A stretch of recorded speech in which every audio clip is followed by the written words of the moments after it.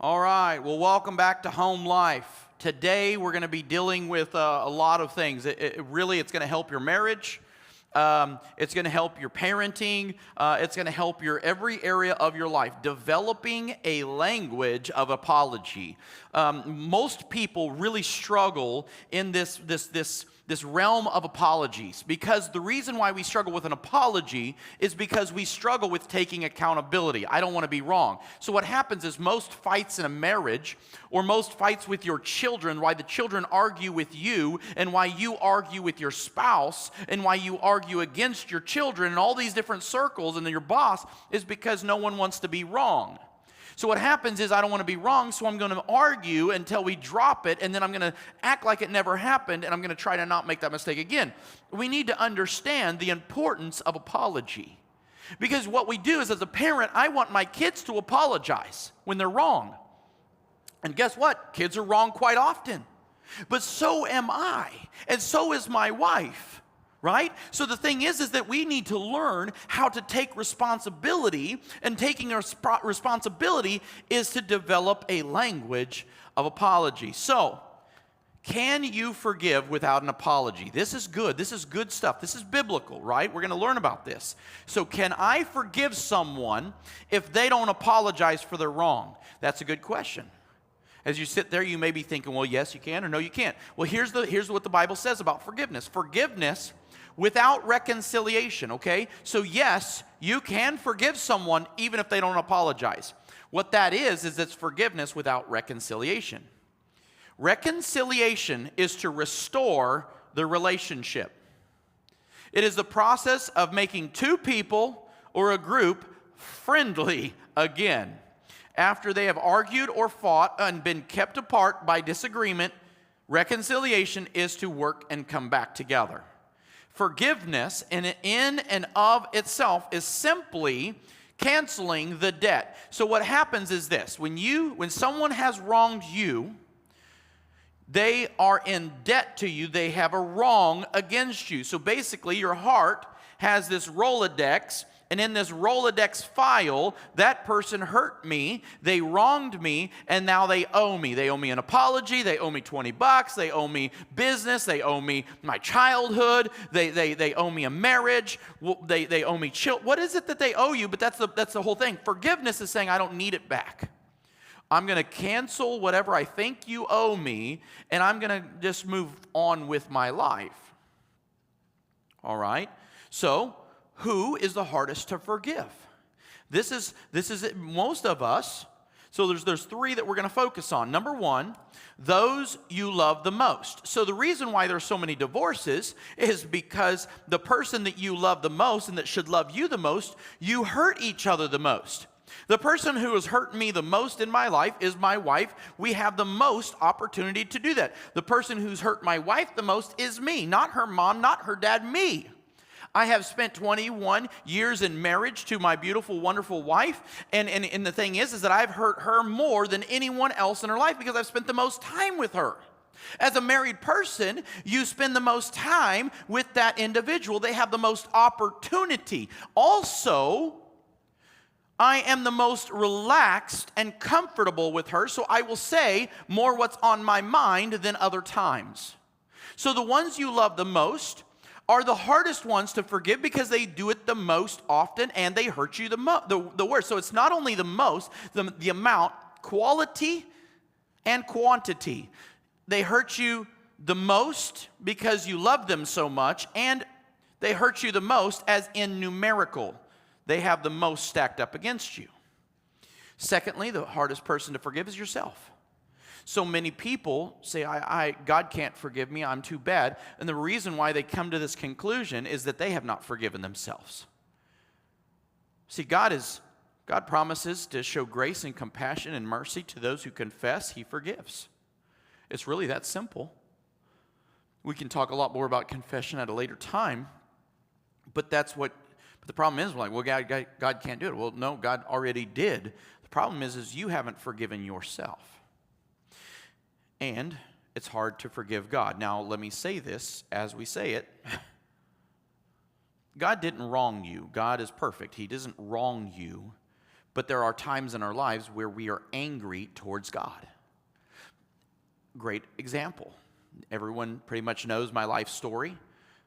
My eldest son, my only biological son, died of cancer. And God could have healed him. God could have spared his life and gave him a long life. So there was a part of me that was angry with God, and that's exactly why it's so hard to forgive, because unforgiveness is where anger comes from. If I have not forgiven you, it's because I'm angry with you and I'm not ready to let go of that anger. Your anger demands a payment. God, I demand a payment. But God can't, he could, but it's not how it works. Like, God is probably the only one in this illustration, because he could have brought my son back to life. But when someone wrongs you, most of the time, 99% of the time, they can't pay what your anger demands. That's why you don't let go of the anger, because you haven't got payment, and even if they wanted to pay you, they couldn't. If somebody owed you $20, even if they gave you the $20, you're still mad at them. The other part of what makes it so hard to forgive is that we do not trust God to punish that person who wronged you. So you hold on to it as if you're going to do something about it. You hold on to that anger towards that person. You're holding on to the anger and saying, I'm not going to let go of my anger until you've paid every last drop. And the reality is that they can't give you what you want. And then you're told, hey, you need to let that go. You need to forgive. Give it to God. And you're like, I don't trust God to punish that person. Think about this. God forgave you. What if God held your sins above your head in anger towards you and didn't forgive you? If God forgives in the same manner you forgive, would you be forgiven today? That is a hard question, but it is the most honest of questions. Now, let's talk about the steps to forgive. Number one, this is 7 steps to forgiveness. Address all involved. So here's the deal. If this is an issue between me and my wife and my children, we all got to sit down.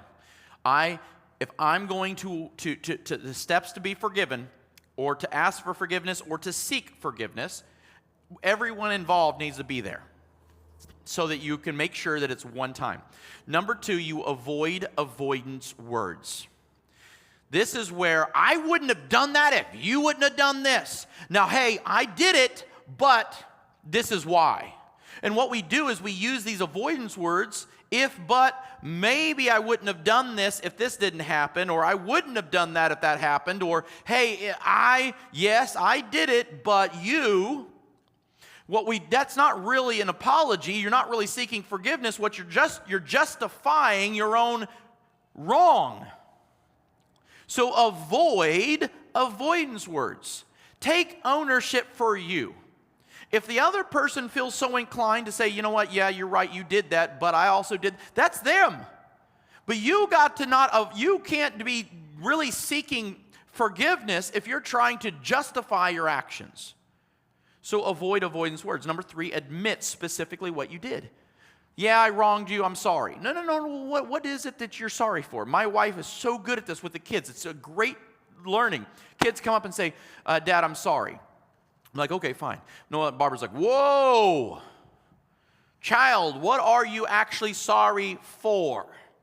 Then that child has to become specific with what they did.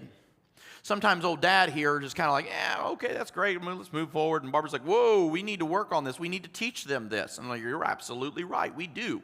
Parents, this is something that you need to do to each other, marriage, and you need to teach this to your children so that they will be able to walk in a very light world. If you're carrying unforgiveness in your heart, you already know the burden you carry.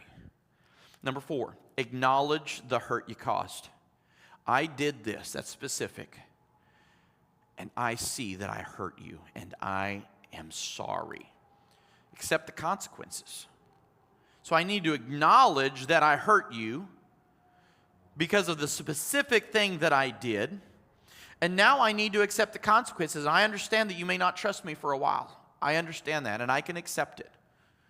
I accept that I'm grounded from my phone. I can accept the consequences for my actions.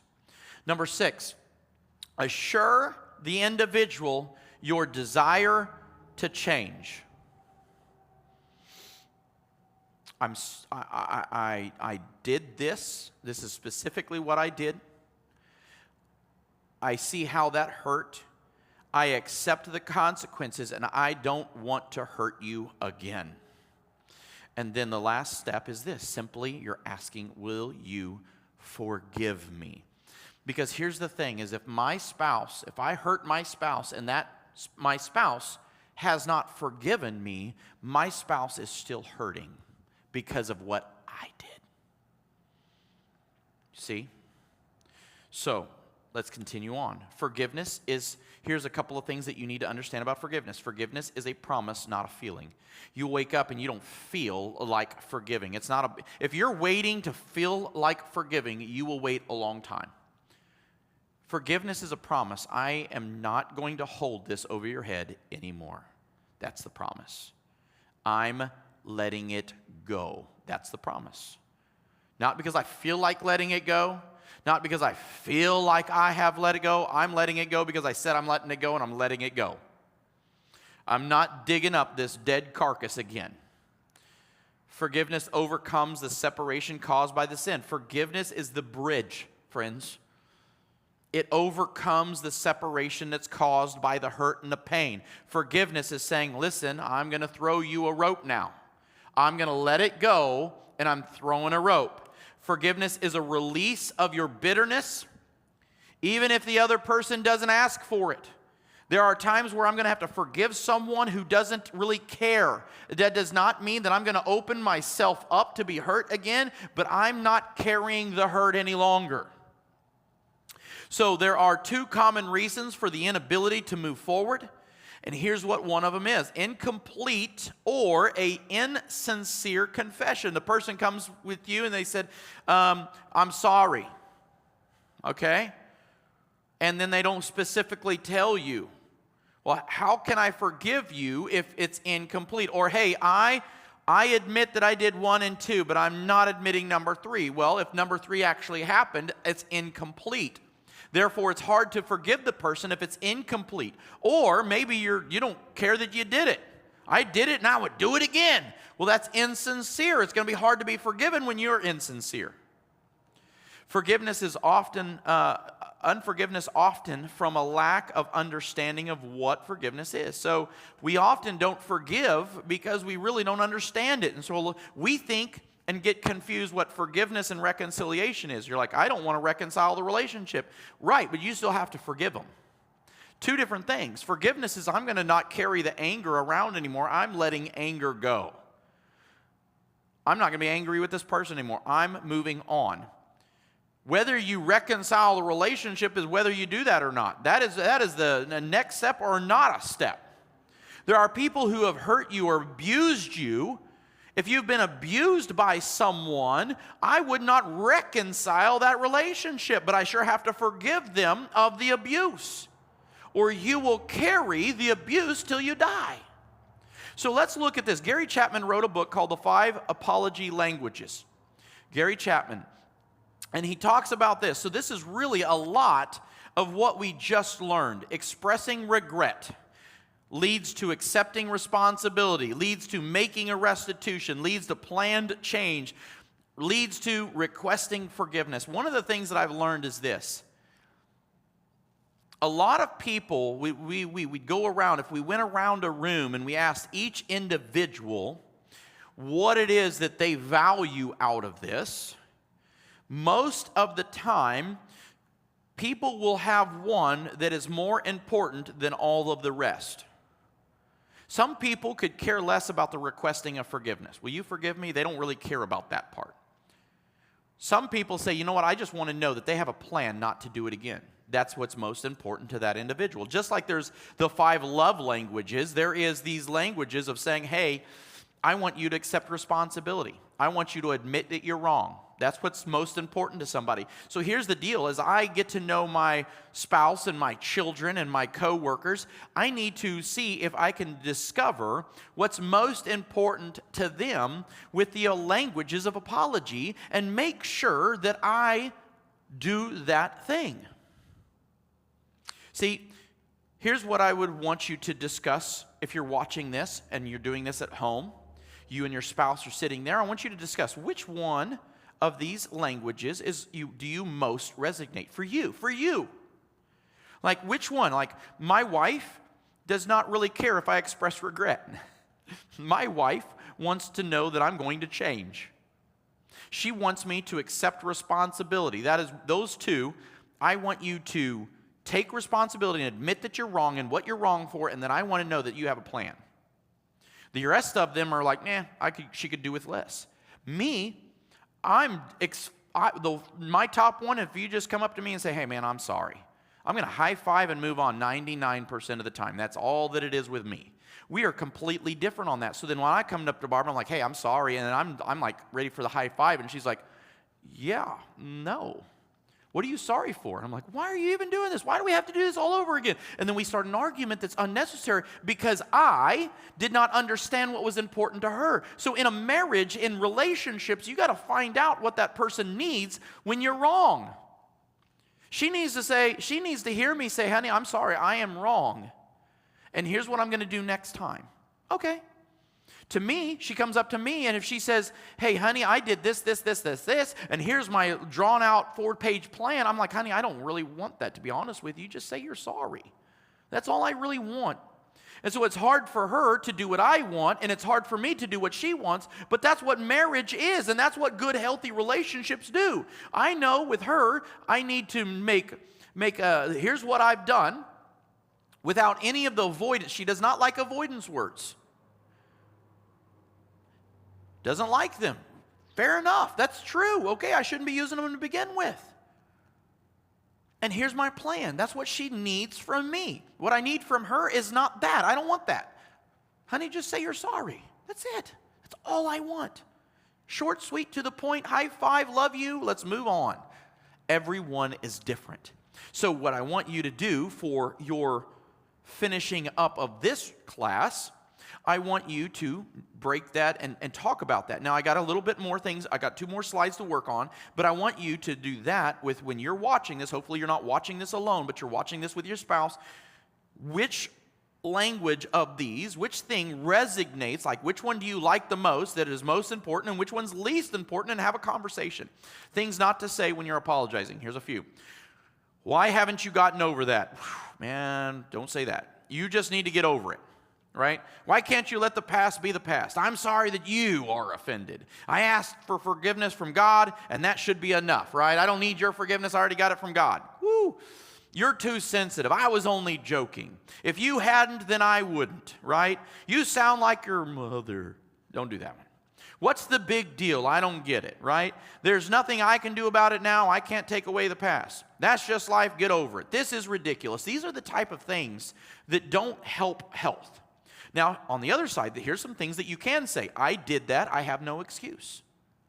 I'm responsible for that mistake. I don't own the mistakes that I don't feel I'm responsible for, but I need to own the ones I am. It might take us a long time to move on from what I've done. That's all of these kind of go with those 7. I would have a hard time forgiving me if I were you. That can put down the defenses pretty good. If you try to put yourself in the other shoes from what you did, I can see that I've damaged your trust. I was careless, insensitive, thoughtless. I was rude. I will do the work to fix my mistake going forward. My actions were inexcusable, unacceptable. My heart aches for what I've done. You didn't deserve that kind of treatment. You have every right to be upset. These are the things you should say. So guys, I want you to apply this. The lesson is only as good as your application. So if you listen and say, yeah, I heard a good message, I heard some good stuff, all of this is packed. This is packed with application. So this is as good as your application. Your marriage, your relationships, your work relationships, everything will be based upon your reaction to this. So guys, God bless you. Have a good day. I hope it helps.